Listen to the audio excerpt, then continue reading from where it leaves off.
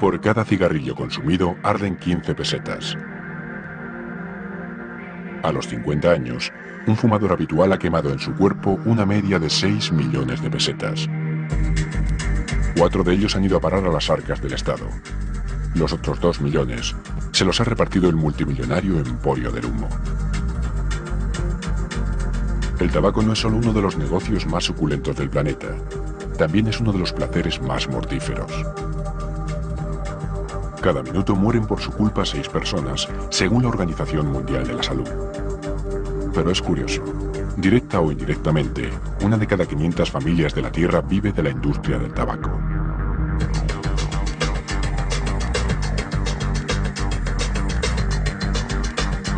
El gran negocio del humo es una industria de la hipocresía.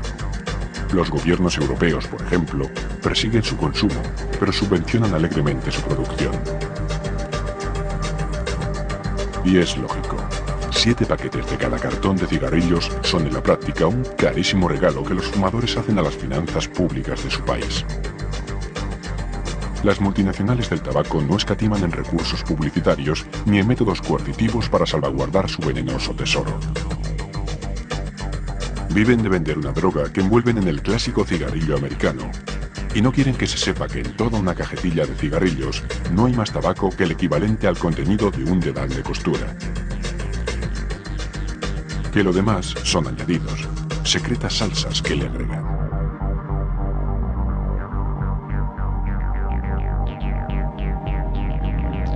Las cortinas del humo.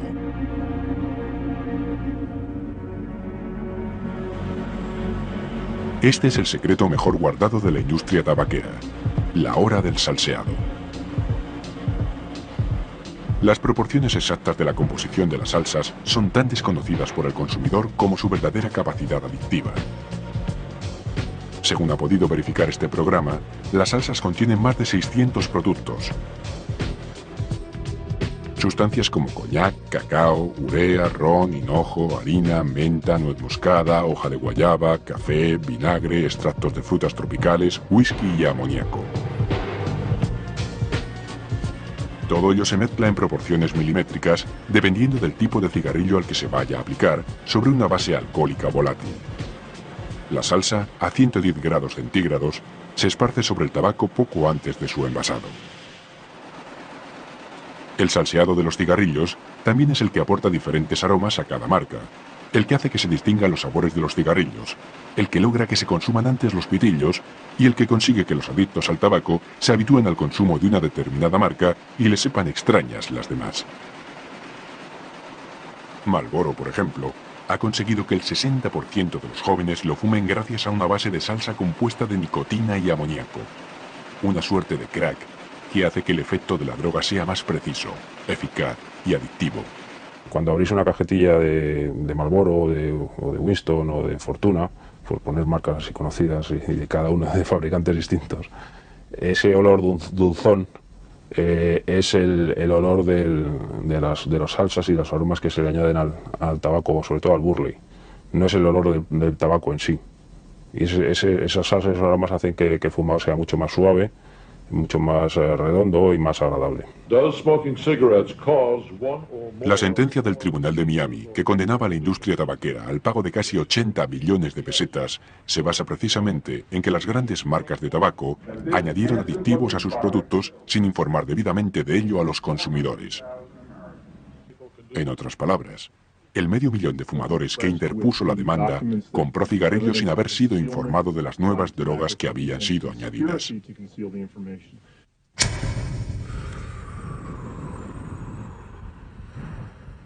Drogas y venenos.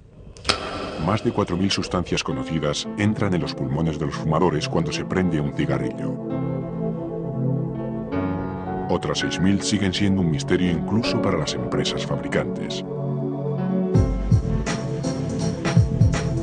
Los filtros del cigarrillo, por ejemplo, contienen componentes químicos directamente cancerígenos, como el vinilo o el benzoapireno, productos que forman parte del compuesto del filtro, y metales como el cadmio o el polonio 210. No es casual que una colilla de cigarrillo arrojada en el campo tarde más de 5 años en desintegrarse y haga que la hierba a su alrededor se seque. La combustión del papel libera monóxido de carbono, componente que también tiene el tabaco y cuya ingestión bloquea directamente la oxigenación correcta de la sangre, tanto la del fumador activo como la de los que le rodean. Al fumar, además, se ingiere una sustancia especialmente dañina para el buen funcionamiento de los pulmones, una sustancia ocre y pegajosa que es responsable directa de la tumoración de las células, el alquitrán. En 7 años, un fumador habitual acaba vertiendo en sus pulmones el equivalente a 1 litro de alquitrán. Además de butano, arsénico, metanol, tolueno, naftalinas, fenoles, amoníaco, acetona y otras sustancias fumigantes como los DDTs, el tabaco contiene un peligroso veneno llamado nicotina. La nicotina, consustancial a la planta de tabaco, es una droga que permanece eternamente en la memoria. Permanece eternamente en la memoria de sus receptores, es decir, nuestras células tienen unos receptores clarísimos para la nicotina y por tanto lo que tenemos que decir muy claramente es que estamos hablando de una droga. Esto yo creo que es indiscutible en este momento y quizás sea el mensaje más importante para la sociedad, que la sociedad entienda que el tabaco, porque lleva incluida la nicotina, funciona como una droga, igual que el alcohol, provoca una dependencia. La nicotina es utilizada en la agricultura como uno de los más potentes pesticidas.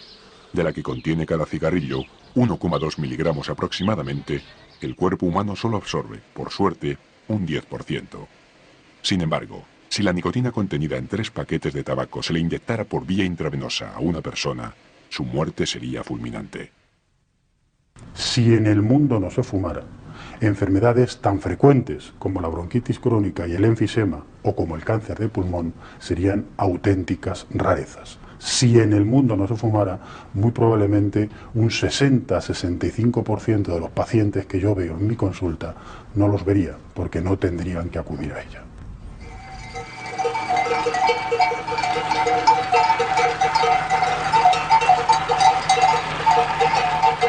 Comarca de la Vera, Cáceres.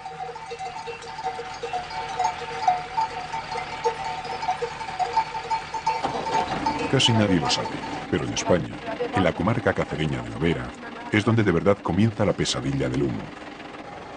Más de 50.000 toneladas de tabaco se producen cada año en esta pequeña región de Extremadura. 7.000 familias viven directamente de su cultivo en esta zona tabaquera, una de las más fértiles, cualificadas y prolíficas del mundo. En solo 20 años, desde que apareció por estas tierras, el tabaco ha hecho ricos a los agricultores de la comarca. Estas tierras no son buenas. Entonces aquí ponemos pimiento y a 32 pesetas un kilo de pimiento, pues no se puede poner. Los girasoles, pues ya sabemos todo cómo están los girasoles, en la televisión sale. El maíz, idem de lo mismo. Y estas tierras no pueden dar nada porque son tierras malas y si nos meten a eso nosotros no podemos estar aquí y tenemos que coger e irnos. El cultivo del tabaco, una de las actividades más mimadas por las subvenciones de la Comunidad Europea, representa la principal actividad económica de los agricultores e industriales de esta zona, el enclave tabaquero más importante de Europa y uno de los más productivos del mundo. Empresas como Cetarsa, ubicada en pleno corazón de la Vera y sostenida íntegramente con dinero público, transforman todo el tabaco de la comarca. 1 millar de empleados se ocupan a diario de desbrozar cada hoja, cada tallo de la planta, para clasificar por calidades el tabaco en rama. Hasta el polvo de la planta se aprovecha, hasta el último desecho. Aquí, en Extremadura, es donde de verdad nace el genuino sabor americano. Lo que se produce en esta fábrica, lo que en realidad aporta España a la industria del pitillo, es el denominado tabaco de relleno, uno de los ingredientes esenciales de los cigarrillos rubios, porque el tabaco rubio americano, en realidad, es una sofisticada mezcla, un producto de laboratorio. Brasil, Zimbabue y Estados Unidos se ocupan de la producción de tabaco aromático. Aderezado con tabaco turco, que es el que aporta sabor, y mezclado con el que produce Extremadura, tabaco insípido pero de gran calidad, se consigue la base del rubio americano. España actualmente transforma el mejor tabaco de la Comunidad Europea, que tiene una aceptación enorme en todos los mercados internacionales y por lo tanto nosotros le vendemos a las grandes multinacionales. El 60% de la producción se lo transformamos a tabacalera y se lo vendemos a tabacalera. Actualmente es una empresa pública y luego se lo vendemos a las dos grandes multinacionales que hay en el mundo, que es Dimon y Universal, que son las que compran el tabaco en el mundo. Durante meses, los esfuerzos para que el presidente de Tabacalera hablara para este programa han sido completamente inútiles. A través de un fax, la empresa delegó su opinión en la Asociación de Empresas Tabaqueras. Por primera vez, sin embargo, las cámaras de una televisión española han logrado permiso para grabar uno de sus mayores secretos, la fábrica de envasado de Logroño, donde se hacen diariamente 14 millones de cigarrillos. Tabacos procedentes de todo el mundo se mezclan cuidadosamente aquí, en proporciones distintas según la marca que se vaya a envasar, porque aquí en Logroño se hace, entre otros, el genuino cigarrillo americano. Aquí se salsean los tabacos con secretos aditivos, se les coloca el filtro, se envuelven en papel, se introducen en sus respectivas cajetillas y se distribuyen para su venta en los estancos. 162 cigarrillos por segundo salen de aquí, de Logroño. Casi 500 cajetillas por minuto. La ley del silencio impera entre los empleados de Logroño. Lo mismo ocurre en las otras 11 fábricas de cigarrillos que Tabacalera tiene por la geografía española. Desde que en Estados Unidos comenzaron las demandas contra las multinacionales del humo, Tabacalera ha puesto sus barbas en remojo y ni sabe ni contesta sobre sus pleitos pendientes con los fumadores.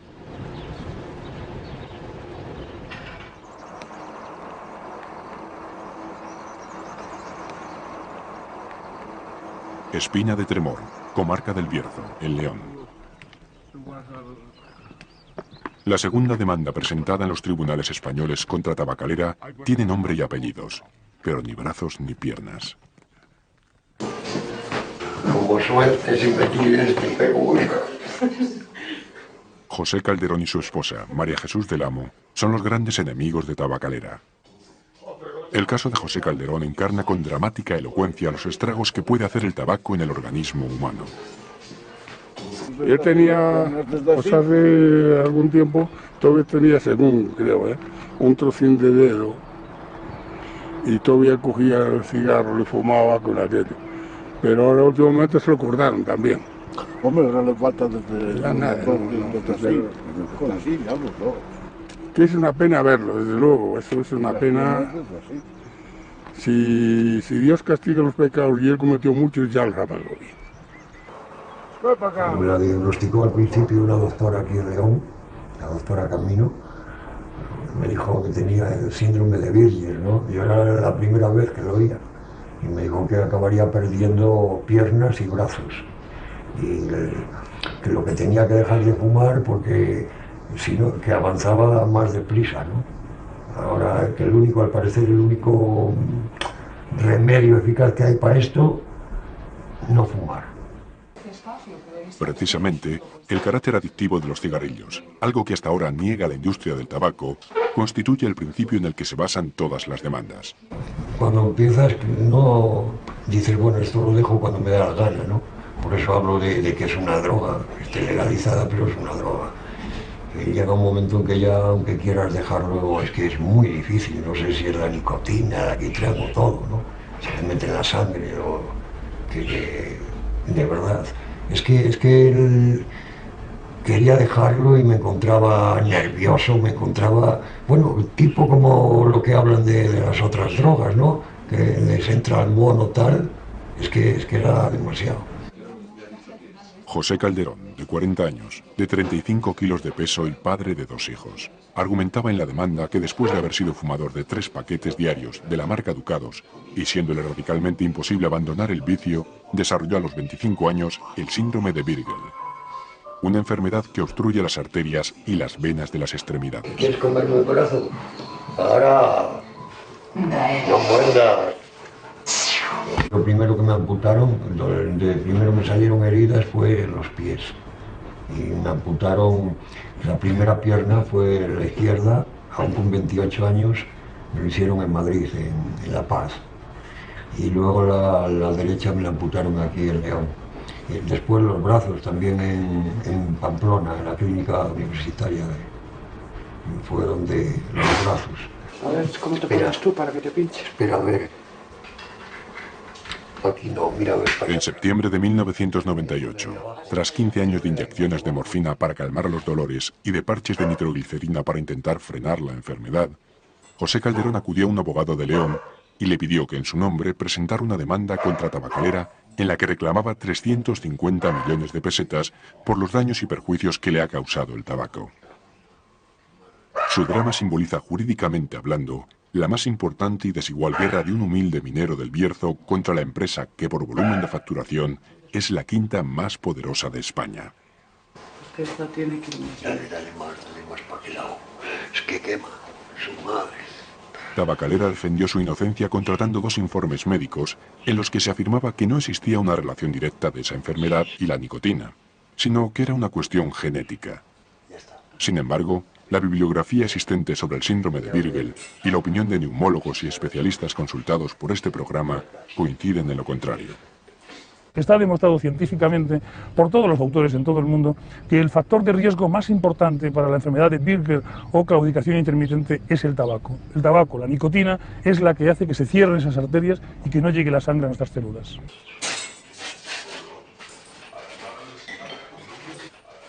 Asistido constantemente por su esposa, que le viste, le alimenta y le pasea por las escarpadas calles de Espina de Tremor, José Calderón, con apenas 104.000 pesetas mensuales de pensión por gran invalidez, reclama una sentencia que al menos le permita contratar a una persona para ayudar a su esposa. María Jesús confía en que ganarán la demanda, esa guerra contra la jurisprudencia que otros muchos ganaron ya en Estados Unidos. Yo pienso que tenemos que ganar esta demanda, porque creo que tenemos toda la razón.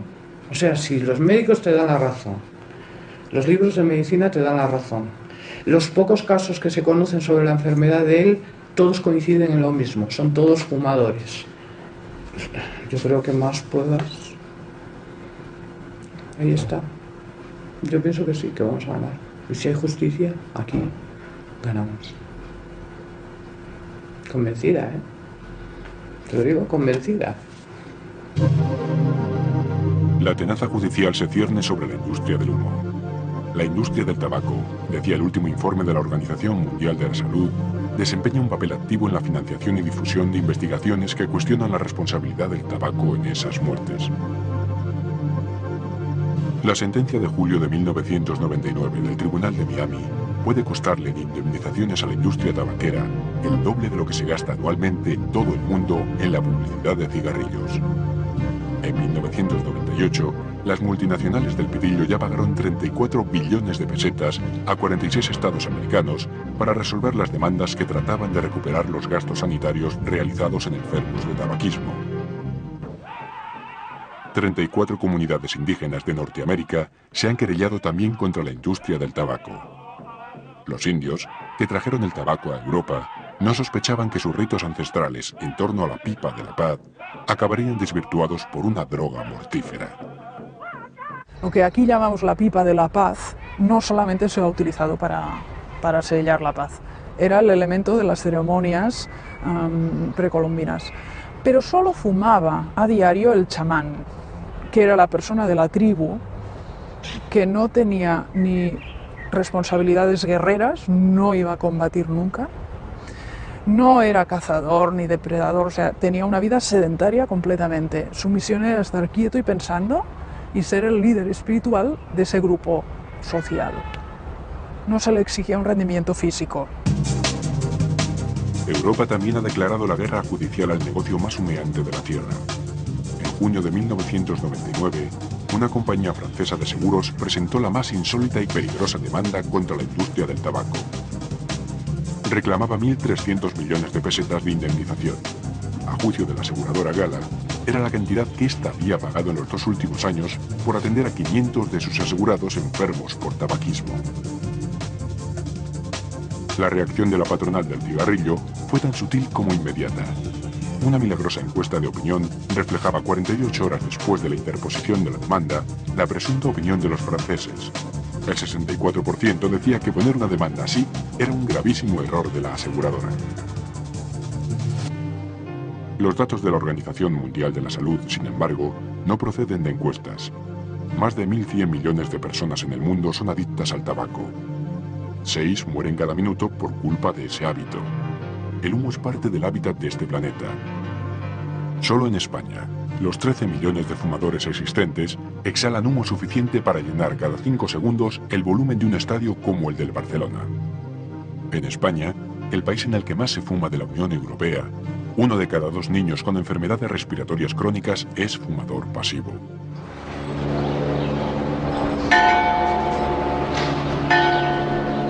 Ciudad no identificada del Cinturón de Barcelona. En España fue esta mujer, África Pulgar, la primera en ser oída por los jueces cuando buscaba responsables de la muerte de su esposo. Emilio Carramiñana, un hombre de 42 años, fumaba diariamente entre 2 y 3 cajetillas de ducados y falleció en 1993 como consecuencia de un cáncer fulminante de pulmón. Esta madre de 3 hijos, que reclama a Tabacalera 60 millones de pesetas como indemnización, ha padecido en carne propia la osadía de demandar a una empresa que obtiene beneficios netos anuales de 26.000 millones de pesetas. En marzo de 1999, apenas un año después de haber presentado su demanda, un periodista catalán la llamó para informarla de lo que luego resultó un bulo, una maniobra de amedrentamiento o un mensaje para navegantes. Tabacalera había interpuesto una contrademanda contra ella y reclamaba por los presuntos daños infligidos a su imagen de empresa una indemnización de 3.000 millones de pesetas. Convencida de que el tabaco esconde un magnetismo letal, África Pulgar pretende con su demanda que alguien tenga el valor de explicar a todo el mundo lo que de verdad tiene el tabaco para que sea casi imposible abandonarlo. Lo puedes intentar muchas veces, de muchas maneras, dejando de fumar, poniéndote parches, poniéndote con chicles de nicotina.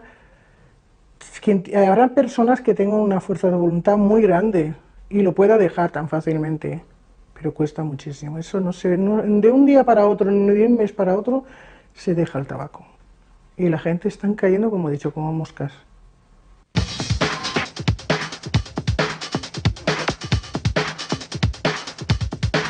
Los jóvenes son ahora el objetivo prioritario de una industria que naufraga frente a los tribunales.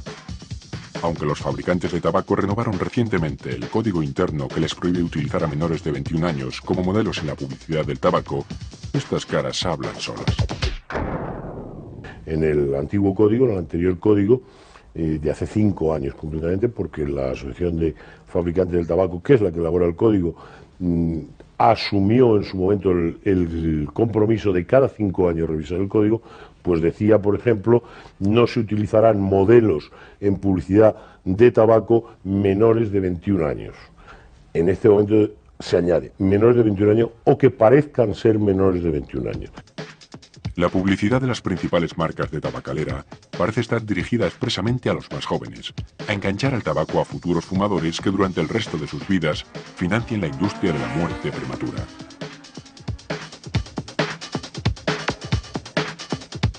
En España, las 134 marcas del mercado gastan 1 millón de pesetas por hora en sus campañas publicitarias. La controvertida campaña de cigarrillos Fortuna, destinando un 0,7% de las ventas para ayudar al tercer mundo, tiene a los jóvenes como objetivo inequívoco. Las campañas a favor de que los jóvenes fumen tienen que ser efectivas porque ya decían los clásicos que el joven tiene poco pasado y muchísimo futuro. Entonces, las advertencias sobre el peligro del tabaco están basadas en las experiencias que ha habido en el pasado.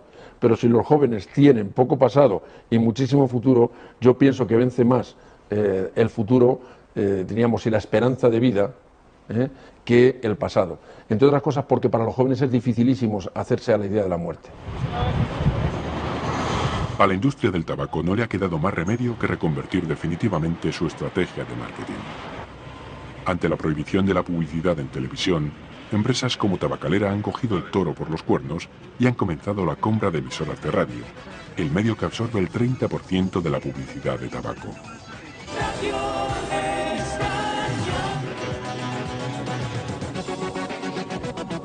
Los valiosos anagramas de marca van ahora incrustados en botas o camisetas, en el sabor latino de Ducados o en la canción de La Flaca, la música que relanzó esos cigarrillos. La flaca daría lo que fuera por un beso, bella que solo uno fuera, por un beso, bella que solo uno fuera.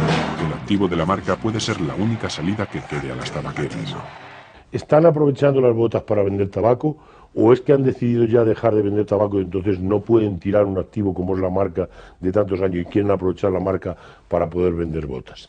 Ese es el huevo y la gallina. Es difícil y delicado. Y estoy convencido que se dan los dos casos. Los vaqueros solitarios de Marlboro y los aventureros de Camel en paisajes de ensueño han dado paso a spots de multitudes y mascotas infantilizadas que aparecen hasta en las tarjetas de teléfono. Este camello, Joe, ya es tan popular entre los niños estadounidenses como el propio Mickey Mouse. Joe, en cuya promoción gastó Reynolds 43 millones de dólares, ha conseguido que el consumo de su marca se duplique entre los jóvenes.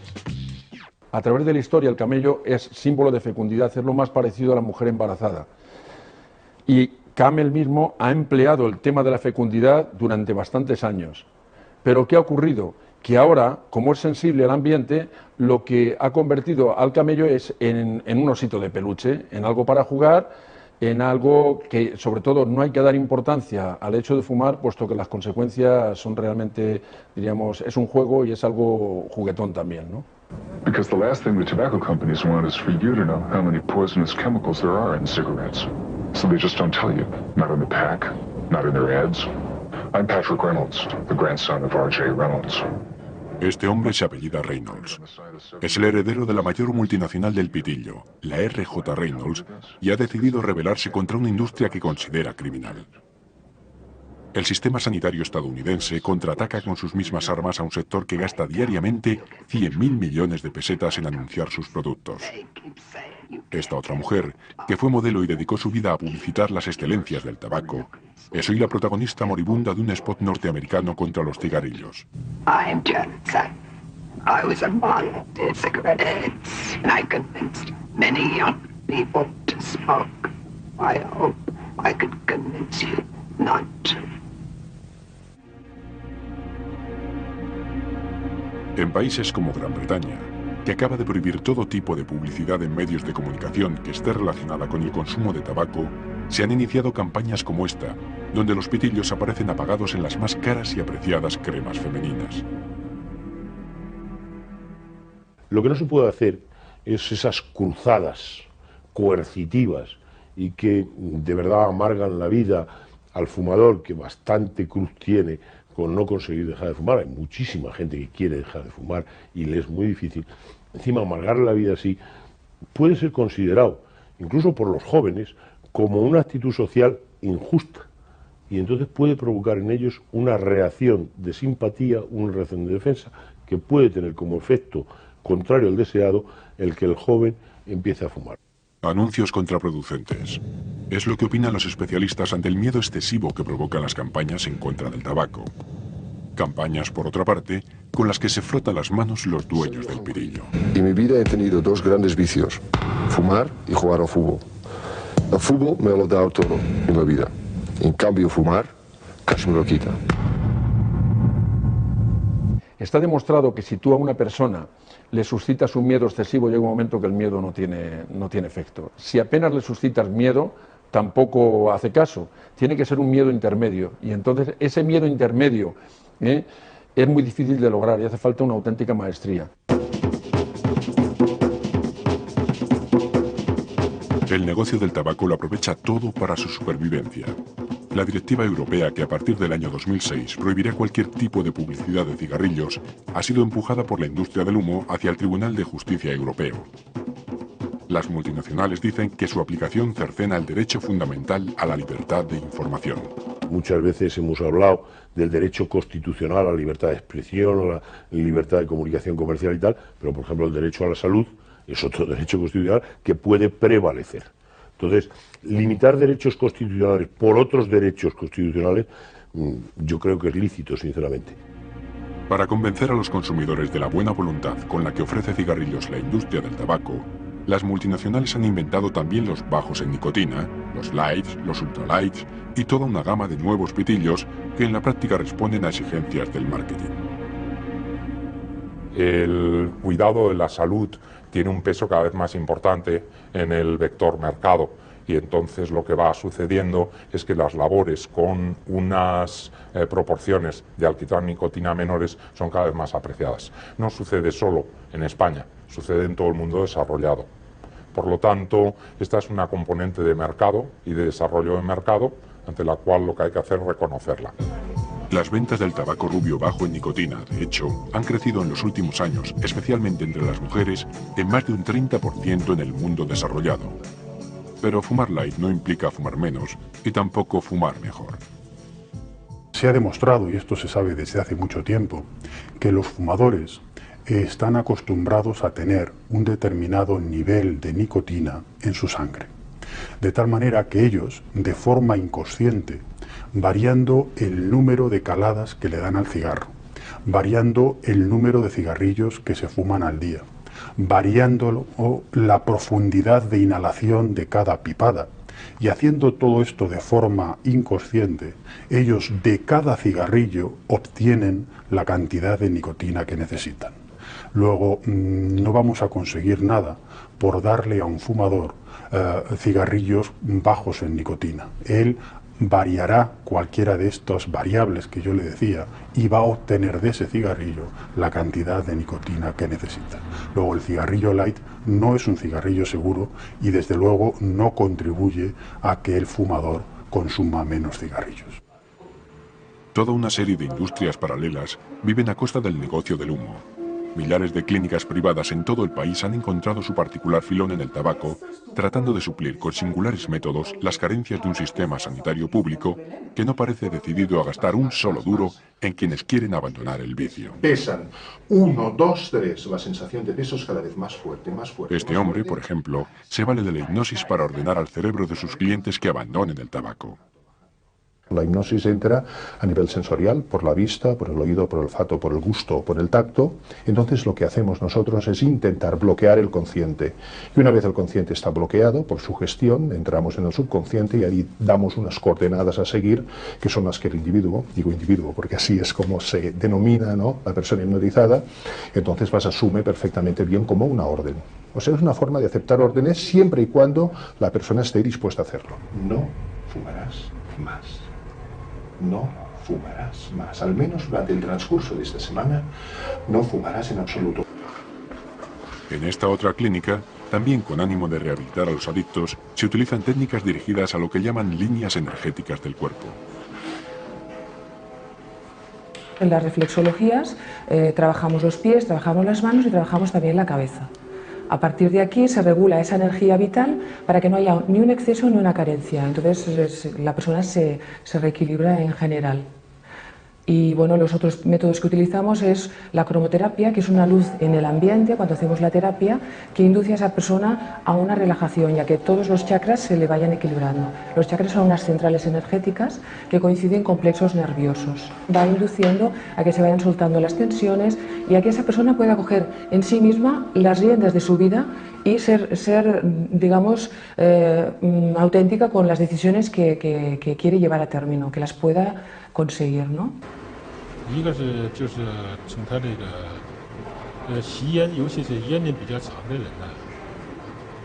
Las clínicas orientales figuran como las más efectivas, siempre y cuando, como en todas, haya voluntad verdadera de abandonar el tabaco.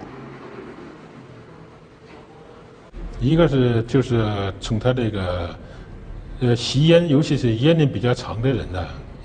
problema no es solo el vicio de fumar, sino el desequilibrio y el trastorno funcional que provoca. La acupuntura lo que hace es regular el organismo para que el paciente deje de tener la necesidad de fumar. Es un tratamiento que ataca la causa, ataca el fondo del problema. No es un tratamiento superficial.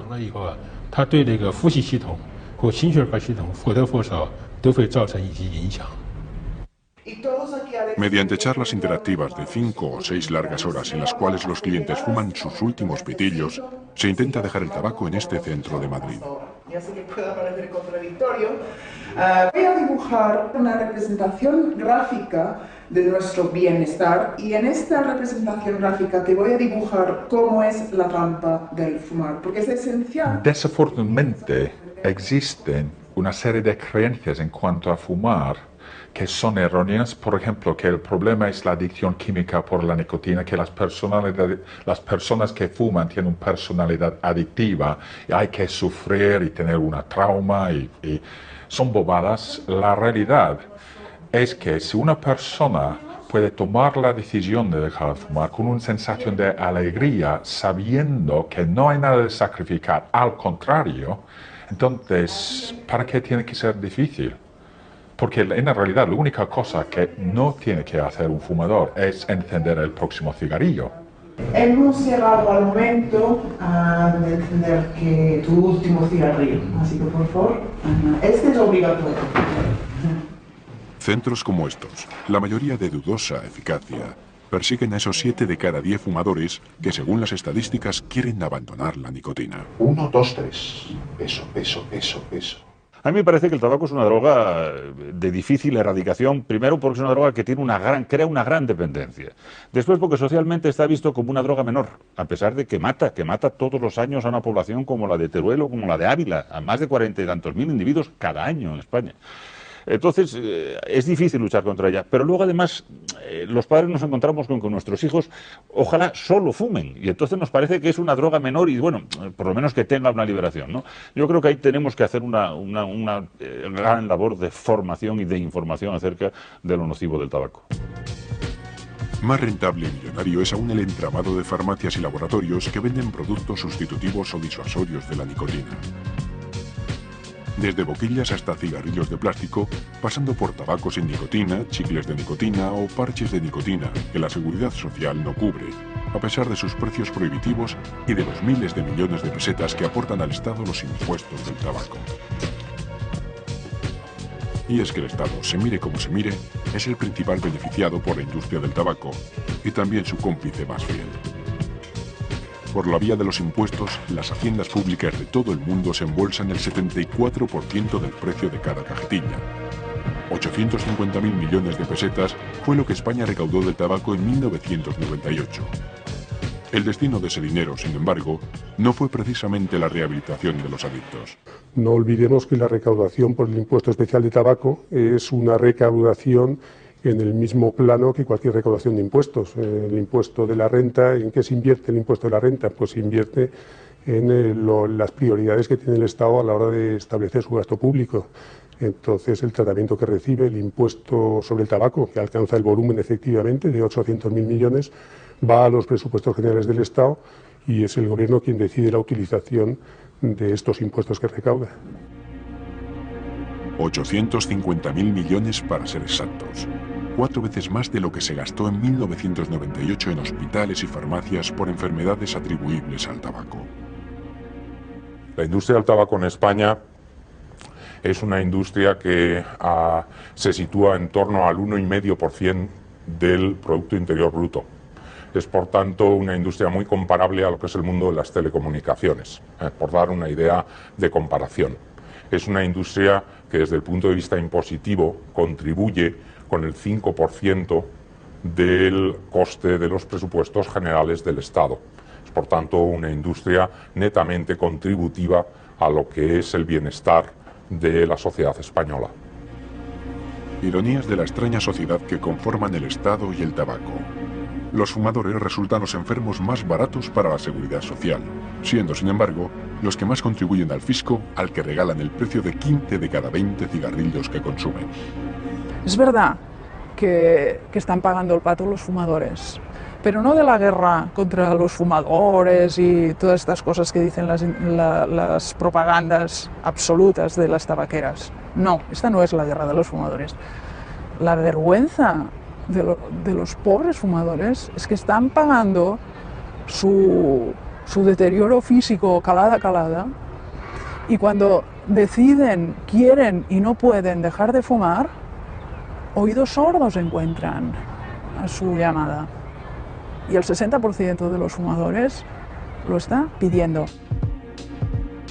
Las muertes por infarto, una de las más estrechamente vinculadas al tabaquismo, resultan casi gratuitas al sistema sanitario público, puesto que no requieren prácticamente tratamiento.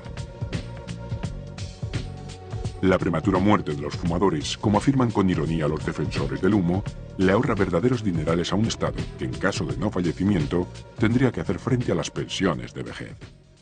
Si el tabaco es tan malo como ellos dicen, pues lo que tienen que hacer es arrancar las plantaciones de tabaco de Extremadura y de Granada, tienen que clausurar los 15.000 estancos, tienen que cerrar las 12 fábricas, tienen que cerrar 200.000 puntos de reventa, con lo cual el Estado dejaría de cobrar 850.000 millones de pesetas, se mandarían con viento fresco a más de 100.000 familias y nosotros los fumadores que quisiéramos seguir fumando lo haríamos a través del contrabando, como única salida y alternativa que nos deje.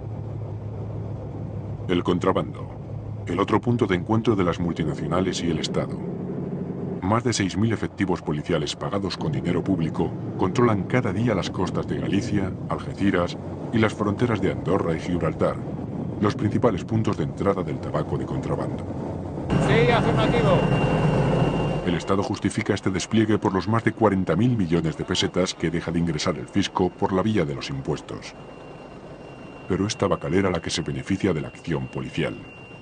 Eso ha determinado dos cosas: un aumento de las ventas de tabacalera, que la misma tabacalera cifró el año pasado en 425 millones de cajetillas de ventas suplementarias en relación con el mismo ejercicio del año anterior, e indudablemente un incremento de la recaudación fiscal para las arcas del Tesoro, que hemos cifrado el año pasado en aproximadamente 100.000 millones de pesetas.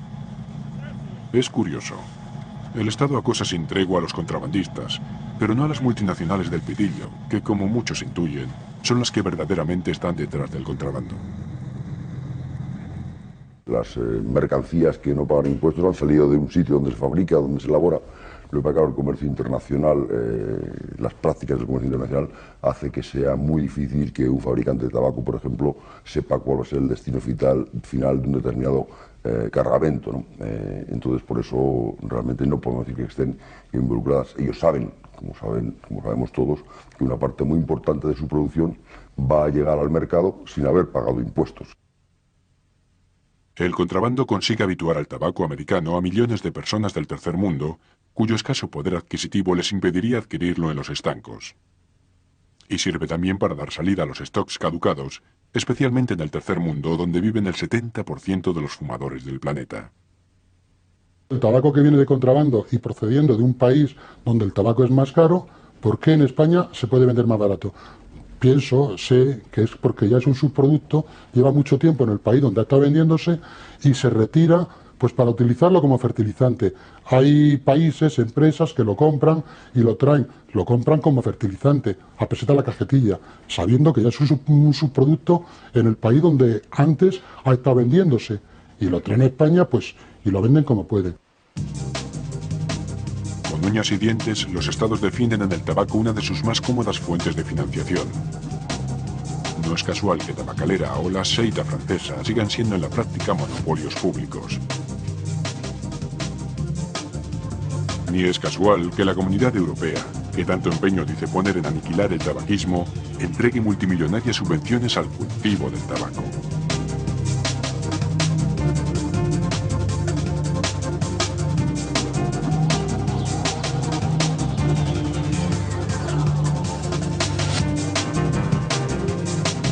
Más de 19.000 millones de pesetas de dinero público europeo fueron destinados en 1998 al cultivo de tabaco en la comarca de la Vera. Las subvenciones comunitarias, que llegan también a Italia, Portugal o Grecia, logran cada año el prodigioso milagro de que cada una de estas plantas, por las que el agricultor paga 2 pesetas, produzcan tabaco suficiente para fabricar un cartón entero de cigarrillos. 10 paquetes por los que el consumidor final acabará pagando en los estancos una media de 3.000 pesetas. Es un milagro absurdo, antieconómico. En la Vera, el precio real de producción de cada kilo de tabaco es de 270 pesetas. Sin embargo, las multinacionales del humo lo compran por 80. La diferencia de precio la ponemos entre todos. La pone el dinero público europeo. Si la Comunidad Europea no subvenciona el tabaco, que hay que subvencionarlo, por los costos que tiene a los precios del mercado, no podemos comparar con esos países tercermundistas que los costos son ínfimos, hay que subvencionarlo. Si no se comprara, se dejara de producir tabaco en Europa, había que traerlo de fuera, entonces estábamos subvencionando otras agriculturas. Sin el dinero público, es cierto que las 7.000 familias que viven del cultivo de tabaco en la comarca de La Vera tendrían que volver a plantar girasoles o pimientos, y que 1.000 empleados de Cetarsa y otros 10.000 de las fábricas de envasado de tabacalera se quedarían sin trabajo, y que no habría relleno suficiente en el mercado para completar las cajetillas de Fortuna, Camel, Winston o Marlboro. Cerrarían los 15.000 estancos, las 200.000 máquinas expendedoras de tabaco y hasta peligraría la solvencia del Estado, que dejaría de ingresar esos golosos 850.000 millones de pesetas en concepto de impuestos. Sin el interesado apoyo del dinero público, se resentiría tremendamente uno de los negocios más redondos de la tierra y peligraría también uno de los placeres más mortíferos. Porque sin dinero público se disiparían seguramente muchas cortinas de humo.